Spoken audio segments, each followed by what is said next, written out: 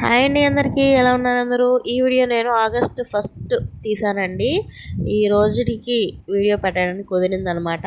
ఆ రోజు మా పాప బర్త్డే కదా, ఇంకా పెద్దగా సెలబ్రేషన్స్ ఏమీ లేవు. ఇంట్లో ఉన్న వాటితోనే బర్త్డే జరుపుకోవాలని ప్లాన్ చేశానమాట. ఇంకా మా పెద్ద పాప కోసం తెచ్చిన హ్యాపీ బర్త్డే స్టిక్కర్స్ ఉంటాయి కదా, అవి ఉన్నాయి. బెలూన్స్ లేవండి, ఇంకా బెలూన్స్ మాత్రం బయట నుంచి తీసుకురమ్మని చెప్పాను. బెలూన్స్, కేక్ ఇవన్నీ 1000 రూపీస్లో అయిపోయాయి. ఆ రోజు మాకైన ఖర్చు జస్ట్ 1000 రూపీస్ మాత్రమే. ఇంకా కేక్ రేట్ ఎక్కువగా ఉంటుంది కదా, కేకే 850 900 అంట. ఇంకా బెలూన్స్ ఒకటి, చాక్లెట్ ప్యాకెట్ ఒకటి తీసుకొచ్చారు.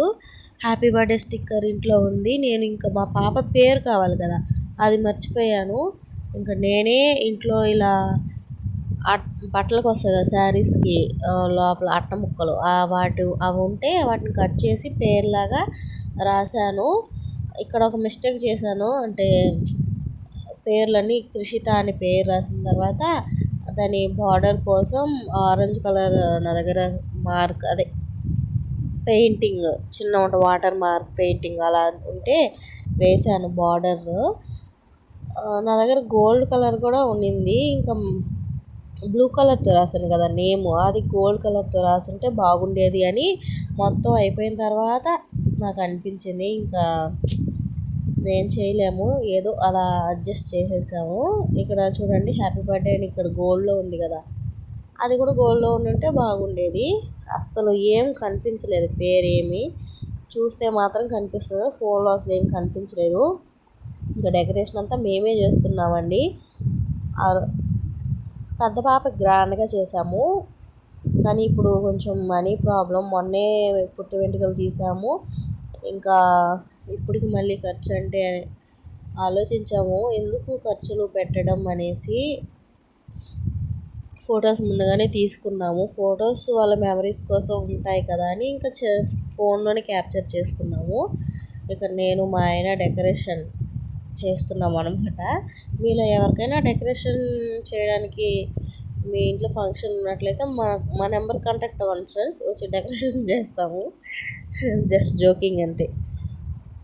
ఇక నేను ఫస్ట్ గోడకే అలా డెకరేషన్ చేసేద్దాం అనుకున్నాను. తర్వాత ఇంట్లో ఒక కర్టెన్ ఉంటే తీసుకొచ్చి అటు సైడ్ ఒక చీల కొట్టి దానికి తగిలించాము.